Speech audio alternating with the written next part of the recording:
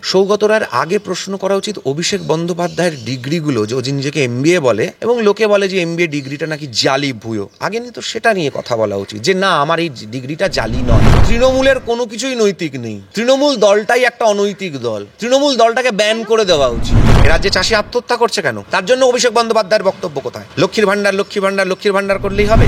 ওদের দলের লোকেদের তো শিক্ষা নিয়ে কথা বলতে গেলে পরে ওদের দলের মুখপাত্রদের তো আগে মাধ্যমিক আর উচ্চ মাধ্যমিক পাশের সার্টিফিকেটটা নিয়ে বসা উচিত।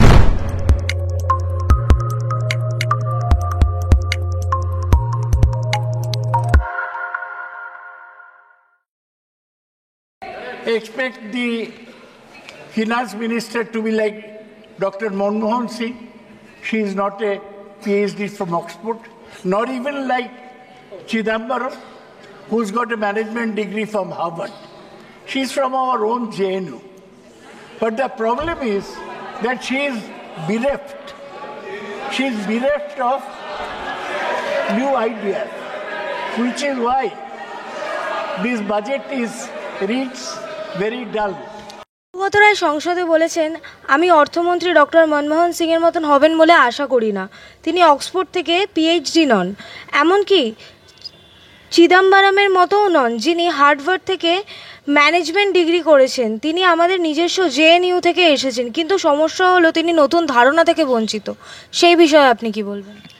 যে ভারতবর্ষ নালন্দা, বিক্রমশিলা, উদন্তপুরী, সোমপুর, জগদ্দল, এই সমস্ত জগৎবিখ্যাত বিশ্ববিখ্যাত সমস্ত ইউনিভার্সিটির জন্য বিখ্যাত ছিল, সেই দেশের মানুষ হয়ে তারা যে এই রামচন্দ্র গুহ, রমিলা থাপাড়, ইরফান হাবিব, মোহাম্মদ হানিফ টাইপের কথাবার্তা বলবেন, যারা এই আইডিওলজিতে কালচারাল মার্কসিজমে বিশ্বাস করেন, যারা হয়তো করেন তৃণমূল, করেন কংগ্রেস, কিন্তু মানসিকতাটা হচ্ছে কালচারাল মার্কসিজম, তাদের মুখ থেকে এই ধরনের কথাগুলো খুব স্বাভাবিক ব্যাপার।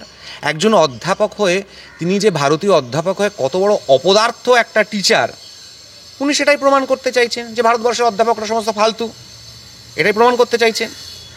উনি এটাই বলতে চাইছেন যে ভারতবর্ষে যে বিভিন্ন অন্যান্য রাজ্য থেকে লোকে যে পড়াশুনো করতে আসে, আইআইএম, আইআইটি, এগুলোতে যে বিদেশ থেকে পড়াশুনো করতে আসে, যে আইআইটি, আইআইএম কংগ্রেসের আমলে, সৌগত রায় তো কংগ্রেসের নেতা ছিলেন, হাজরা মোড়ে দাঁড়িয়ে মমতা বন্দ্যোপাধ্যায়কে বাপ তুলে গালাগালি দিয়েছিলেন, দিয়ে এখন তৃণমূলে ঢুকেছেন, কিন্তু আগে তো কংগ্রেস ছিলেন, কংগ্রেসের এমএলএ ছিলেন। পণ্ডিত নেহেরু তার দল করতেন, তো তাহলে পরে তার সেই পণ্ডিত নেহেরুদের চালু করা আইআইটি, আইআইএম তার মানে ফালতু, খারাপ, এটা উনি প্রমাণ করতে চাইছেন।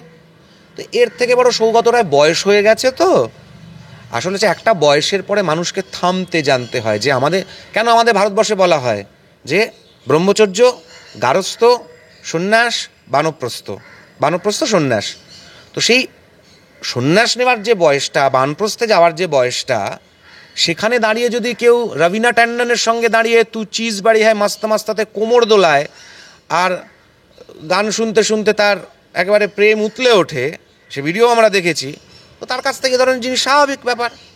তাহলে প্রফেসর হওয়ার সত্ত্বেও তার এই মন্তব্য কতটা যথাযথ বা অনৈতিক বলে আপনার মনে হয়? দেখুন, তৃণমূলের কোনো কিছুই নৈতিক নেই, তৃণমূল দলটাই একটা অনৈতিক দল, তৃণমূল দলটাকে ব্যান করে দেওয়া উচিত।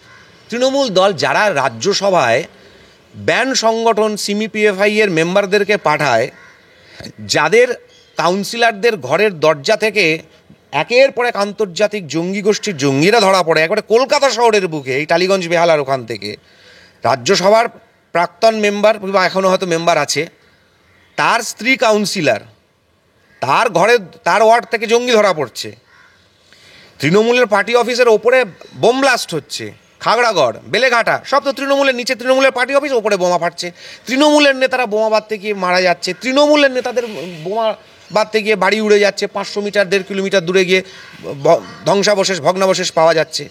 তো তাই তৃণমূল দলটার কোনো কিছুই নৈতিক নয়, এরা চোর, চিটিংবাজ, রেজিস্টার্ড ঠকবাজ। 21শে জুলাইয়ের সভাতে তো অভিষেক ব্যানার্জি বলেছেন বিজেপি নাকি মদ, মাতাল, চোর, চিটিংবাজ। 21শে জুলাইয়ের সভায় মমতা ব্যানার্জি বলেছিলেন 21 পোঁত দেখায়, মাফ করবেন শব্দটার জন্য, মমতা ব্যানার্জি বলেছিলেন, তো সেটাই পশ্চিমবঙ্গকে দেখাচ্ছে, আর নতুন করে বলার কিছু নেই। মমতা ব্যানার্জি বলেছিলেন কেষ্টও চোর, 21শে সভায় বলেছিলেন বিজেপিতে রিজাইন করে দেওয়া উচিত। অভিষেক বন্দ্যোপাধ্যায় যে ডায়মন্ড হারবার ক্ষেত্র থেকে সাংসদ হয়েছেন, আজ অবধি উনি বলুন বিজেপির পিণ্ডি চটকানো ছাড়া উনি ডায়মন্ড হারবার সংক্রান্ত 4টে শব্দ, 4বার ডায়মন্ড হারবার শব্দটা উনি যতবার দিন পার্লামেন্টে গেছেন কবার উচ্চারণ করেছেন। ডায়মন্ড হারবারের জন্য এটা দরকার, ডায়মন্ড হারবার কনস্টিটুয়েন্সির জন্য ওটা দরকার। ডায়মন্ড হারবার দক্ষিণ 24 পরগনার একটা কনস্টিটুয়েন্সি, যে দক্ষিণ 24 পরগনার জেলাটা ভারতবর্ষ কেন গোটা পৃথিবীর লার্জেস্ট ক্যান্ড ফিশের হাব হতে পারে, যে ক্যানের মধ্যে প্রিজারভেটিভ করা মাছ বিদেশে এক্সপোর্ট হয়, তার হাব হতে পারে, সেটা নিয়ে একটা শব্দ ব্যবহার করেছেন। কেন বাঙালি, পশ্চিমবঙ্গের বাঙালিকে অন্ধ্রপ্রদেশের চালানি বরফের ওষুধ দেওয়া মাছ খেতে হয়, কেন ওনার দক্ষিণ 24 পরগনায় সেই মাছের আড়ত হতে পারছে না, এটা নিয়ে একটা শব্দ ব্যবহার করেছেন। উনি তো ভবিষ্যতে নাকি মুখ্যমন্ত্রী হবেন, ওনার দলের লোকেরা বলে। পশ্চিমবঙ্গে চাল, আলু, ডিম এবং মাছ যে পরিমাণ প্রোডাকশন হওয়া সম্ভবপর, তাতে পশ্চিমবঙ্গ সেলফ সাফিসিয়েন্ট এই প্রতিটি জিনিসে। তাহলে পরে দক্ষিণ 24 পরগনা জেলা জুড়ে, গোটা পশ্চিমবঙ্গ জেলা জুড়ে যতগুলো 4 ফসলি জমি আছে, 3 ফসলি জমি আছে, 2 ফসলি জমি আছে, মানে 1 থেকে একাধিক ফসলি জমি যেগুলি আছে, সেগুলোতে জলের অভাবে শুধুমাত্র 2বার 3বার 4বার চাষ করতে পারছে না। ডিপ টিউবওয়েল থেকে জল তুলে নিয়ে চাষ করা সম্ভবপর নয়। অভিষেক বন্দ্যোপাধ্যায় এই সংক্রান্ত তথ্য কবার পার্লামেন্টে বলেছেন। অটল বিহারী বাজপেয়ীজি যখন মমতা বন্দ্যোপাধ্যায় বাজপেয়ীজির মন্ত্রিসভায় ছিলেন, তখন বাজপেয়ীজি যে প্রকল্প নিয়েছিলেন ভারতবর্ষের প্রত্যেকটা নদীকে একে অপরের সঙ্গে কানেক্ট করে দেওয়া, যাতে জলের কোনো রকম সমস্যা না হয়, 3বার 4বার চাষ যে সমস্ত জমিগুলোতে সম্ভবপর সেখানে যাতে হয়। মুখ্যমন্ত্রী 11 সালে হয়েছেন মমতা বন্দ্যোপাধ্যায়, তাহলে এখনও অবধি চাষের জন্য জলের ব্যবস্থা করতে পারলেন না কেন? যে প্রজেক্টটা UPA 2 আমলে সোনিয়া গান্ধী, প্রিয়রঞ্জন দাসপুঞ্জিরা স্ক্র্যাপ করে দিয়েছিলেন, বাজপেয়ীজির যে প্রোগ্রাম প্রজেক্টটা ওই প্রত্যেকটা নদীকে ইন্টারকানেক্ট করার, সেটা নিয়ে মমতা বন্দ্যোপাধ্যায় 2009 সালে যখন গেলেন তখন সেটা নিয়ে কথা বললেন না কেন? 11 সালে উনি যখন মুখ্যমন্ত্রী হলেন তখন নিজে কোনো উদ্যোগ নিলেন না কেন? আজকে যদি এই উদ্যোগটা নিতেন তাহলে পরে কতগুলো চাষি আত্মহত্যা করেছে পশ্চিমবঙ্গে, মেদিনীপুরে একটা জেলায়, শুধু কর্ণাটকে 1200। এ রাজ্যে চাষি আত্মহত্যা করছে কেন? তার জন্য অভিষেক বন্দ্যোপাধ্যায়ের বক্তব্য কোথায়? লক্ষ্মীর ভাণ্ডার, লক্ষ্মীর ভাণ্ডার, লক্ষ্মীর ভাণ্ডার করলেই হবে? সবাই পায় লক্ষ্মীর ভাণ্ডার? অভিষেক বন্দ্যোপাধ্যায় এই সকল কথা নিয়ে কথা বলুক কিনা বলুক, অভিষেক বন্দ্যোপাধ্যায় কিন্তু সংসদে গিয়ে বলে এসছে প্রধানমন্ত্রী এবং তার স্ত্রীর ব্যক্তিগত সম্পর্কের কথা। দেখুন, এই কুৎসা কাদা ছোঁড়াছুড়ি ছাড়া ওর জীবনে আর কিছু নেই, কিন্তু ও ভুলে যাচ্ছে যে ওরও একটা ব্যক্তিগত জীবন আছে, এবং ওর ব্যক্তিগত জীবনেও অনেকেই আছেন অনেক কথা বলেন, কিন্তু আমরা সেটাকে রুচিসম্মত মনে করি না। আমরা দীপক ঘোষের বইটা পড়েছি, তো দীপক ঘোষের বইটা অনুসারে ওর যেটা ব্যাকগ্রাউন্ড, যেখান থেকে উঠে এসেছে বলে দীপক ঘোষ দাবি করেছে, আমরা করছি না, খুব স্বাভাবিকভাবে ওর কাছ থেকে এ ধরনের শব্দ, এ ধরনের কথাগুলো খুব স্বাভাবিক। সংসদে তো আলোচনা হবে ইস্যু ভিত্তিক, ওখানে গিয়ে কে কার সাথে কার কি সম্পর্ক, কে কোথা থেকে পড়াশোনা করেছে, এগুলো তো ওখানকার আলোচনার বিষয় না নিশ্চয়ই। সৌগত রায়ের আগে প্রশ্ন করা উচিত অভিষেক বন্দ্যোপাধ্যায়ের ডিগ্রিগুলো, যে ও নিজেকে MBA বলে এবং লোকে বলে যে MBA ডিগ্রিটা নাকি জালি ভুয়ো, আগে নিয়ে তো সেটা নিয়ে কথা বলা উচিত, যে না আমার এই ডিগ্রিটা জালি নয়, এটা একদম সঠিক। ওদের দলের লোকেদের তো শিক্ষা নিয়ে কথা বলতে গেলে পরে ওদের দলের মুখপাত্রদের তো আগে মাধ্যমিক আর উচ্চ মাধ্যমিক পাশের সার্টিফিকেটটা নিয়ে বসা উচিত। যে জনতার জানা উচিত যে যারা তৃণমূলের হয়ে কথা বলেন তাদের মধ্যে কে কে কবারে মাধ্যমিক পাশ করেছে, কবারে উচ্চ মাধ্যমিক পাশ করেছে, কে গ্র্যাজুয়েট, কে আন্ডার গ্র্যাজুয়েট, কে 10 পাস, কে 8 ফেল। তো যেখানে দাঁড়িয়ে শুধুমাত্র চোর চিটিংবাজ আর শাহজাহান শেখরা যে দলের সম্পদ, যে শাহজাহানের ক্লাস 10-এর মার্কশিট নাকি বাংলাদেশের বলে সংবাদ মাধ্যমে আমরা দেখলাম, তো খুব স্বাভাবিক এখানে এই দল এটাই হবে। আপনি যত বড় চোর হবেন, যত বড় চিটিংবাজ হবেন, যত বড় ধূর্ত হবেন, মিথ্যাবাদী হবেন, বদমাইশ হবেন, আপনি তত বড় তৃণমূলের সম্পদ হবেন। এটা যদি না হতে পারেন তাহলে তৃণমূলে আপনার কোনো জায়গা নেই। কেন? তৃণমূল দলটার ভিত্তি তো তাই, যে দলের ভিত্তি হচ্ছে ভুয়ো PhD, east Georgia, second in কমান্ডের ভুয়ো MBA, যিনি জেলে আছেন তার ভুয়ো PhD। ওদের দরকার ওই ডিগ্রিগুলোর, লোককে দেখাতে হবে কলকাতা শহরের শিক্ষিত, দেখো আমি ডক্টরেট, কিন্তু টোকা PhD, চুরি করা PhD, ভুয়ো PhD নেই, ইউনিভার্সিটিটাই নেই। একদম পশ্চিমবঙ্গের বর্তমান অবস্থার মতন। সোনারপুরে স্কুল নেই, কিন্তু খাতায় কলমে আছে, টিচার আছে, টিচার মাইনেও পেয়ে যাচ্ছে, স্কুলের জন্য টাকাও বেরিয়ে যাচ্ছে, কিন্তু স্কুলটা নেই, স্কুলটাই এক্সিস্ট করে না। এরকমই ব্যাপার। তারা তো শাসক দল হিসেবে রিপ্রেজেন্ট করতে সেটা পশ্চিমবঙ্গের মানুষকে ভাবতে হবে তারা কি ধরনের শাসক চাইছেন। এটা তো আমাদের ভাববার বিষয় নয়, এটা পশ্চিমবঙ্গের যারা ভূমিপুত্র তাদের ভাবতে হবে। ওনারা তো নিশ্চয়ই কিছু করছেন, তাই ওনাদের ভোট ব্যাংকটা ভরছে। না, একদমই নয়। তাহলে এমনি এমনি কি করে ভরছে? কারণ এখানে অবৈধ অনুপ্রবেশকারী আছে, এখানে চোর চিটিংবাজ আছে, এখানে ছাপ্পা হয়, এখানে রিগিং হয়, এখানে ভোট ম্যানিপুলেশন হয়। চোর চিটিং বা ছাপ্পা হলো কতটা?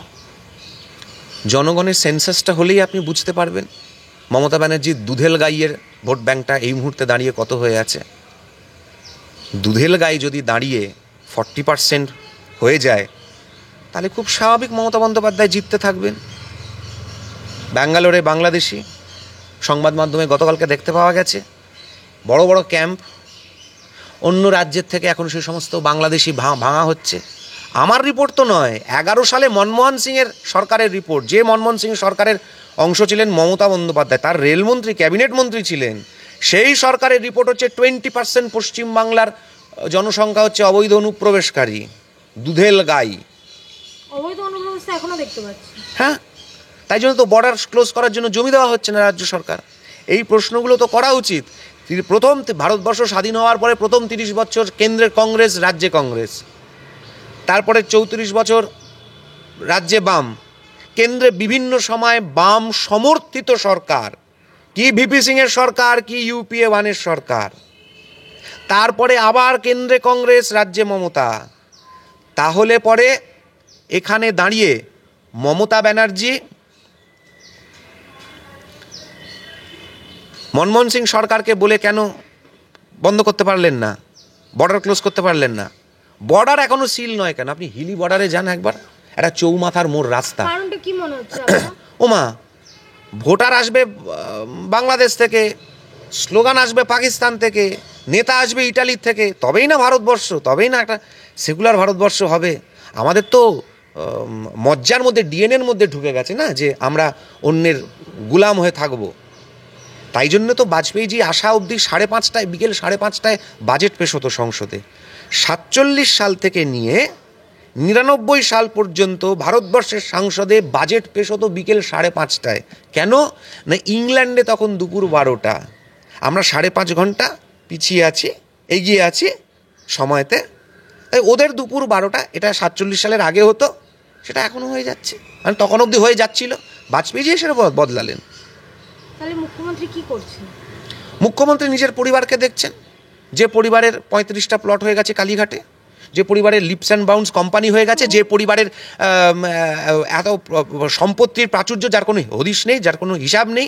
উনার দলের নেতাদের রাশিয়ান গার্লফ্রেন্ড, তাদের অ্যাকাউন্টে 100 কোটি টাকা, 200 কোটি টাকার খবর পাওয়া যাচ্ছে। এটা করছেন মুখ্যমন্ত্রী। সৌগতরা একজন প্রফেসর হয়ে এটা বলছেন, এখানে তো মুখ্যমন্ত্রী কিছু বলছেন না কেন তাহলে? ও মা, মুখ্যমন্ত্রী কেন বলবেন? একজন মহিলা মুখ্যমন্ত্রী তো বলেই দিয়েছেন, আরে ও যদি তৃণমূল করতো তাহলে কি ওকে ধরা হতো? ওই যে বোমা বিস্ফোরণে ওই যার পুড়ে গেল, জ্বলে গেল মেদিনীপুরে, পালিয়ে গেল, তাকে নিয়ে বাইকে করে ধরা পড়লো ভুবনেশ্বর না কোথায়, তার সময় বলেছিল না, আরে ও যদি তৃণমূল করতো তাহলে কি ধরা পড়তো? তৃণমূল করলে ধরা পড়বে নাকি? তৃণমূল করলে ধরা পড়বে না তো? বলবে না তো। মমতা বন্দ্যোপাধ্যায় ফিরহাদ ববি হাকিমের প্রশ্ন নিয়ে কাউকে বলেছেন যে দুর্ভাগ্য যারা ইসলামে জন্মগ্রহণ করেননি, তাদের সবাইকে দাওয়াত ইসলাম দিয়ে ইসলামের ছাতার তলায় নিয়ে আসতে হবে? এই যে গাজওয়ায়ে হিন্দের কথা, এই যে 1400 বছরের পুরনো এজেন্ডার কথা, আজ নিজে মুখে ফিরহাদ ববি হাকিম স্বীকার করে নিল। মমতা বন্দ্যোপাধ্যায়কে তাকে শোকজ করেছেন, তাকে বার করেছেন, হুমায়ুন কবিরকে দল থেকে বার করেছেন, যে হিন্দুদেরকে কেটে ভাগীরথীর জলে নাকি ভাসিয়ে দেবে। এত বড় স্টেটমেন্ট। ওই হুমায়ুন কবির আর ফিরহাদ ববি হাকিমের তো এখন জেলের মধ্যে থাকা উচিত। ওদের তো they should have been stripped of their MLA ship. তাদের এমএলএ পদ থেকে তাদেরকে বহিষ্কৃত করা হয়েছে, তাদের দল থেকে বহিষ্কৃত করা হয়েছে, হয়নি তো? তাহলে মমতা বন্দ্যোপাধ্যায়ের কৃষ্ণনগরে তার যুব সভাপতি, তার ভিডিও নির্বাচনের সময় যে ভাইরাল হলো, যে হিন্দু ভাইরা বসবেন না ভোটের সময়, বসলে পরে কী সব করা হবে, তার বিরুদ্ধে অ্যাকশন নেওয়া হয়েছে। কেন না হচ্ছে না কেন? ও মা, ভোটের ক্ষমতায় থাকতে হবে তো, এরা তো সম্পদ। হ্যাঁ, এটা ভোট, এদেরকে দিয়ে ভোট করাতে হবে। এদেরকে দেখুন, আপনি আমার কাছে, আমি আজকে মনে করুন মমতা ব্যানার্জি, আপনি আজকে মনে করুন তৃণমূলের এমন কিছু একটা গণ্ডগোল করে ফেলেছেন, আপনার ঘেঁটিটা আমার হাতে চলে এসছে, তখন আপনি আমার কথায় বাধ্য হবেন সব কিছু করতে। আপনার ঘেঁটি যদি আমার হাতে না আসে, তাহলে আপনি তো আমার কথায় উঠবেন না, বসবেন না। তো আপনার কিছু দুর্বলতা আমি জেনে যাব, তো এই সব দুর্বলতাগুলো মমতা বন্দ্যোপাধ্যায়ের কাছে আছে, তাই জন্য ওই দুর্বলতায় ব্ল্যাকমেল হচ্ছে, করেও যাচ্ছে। Thank you sir.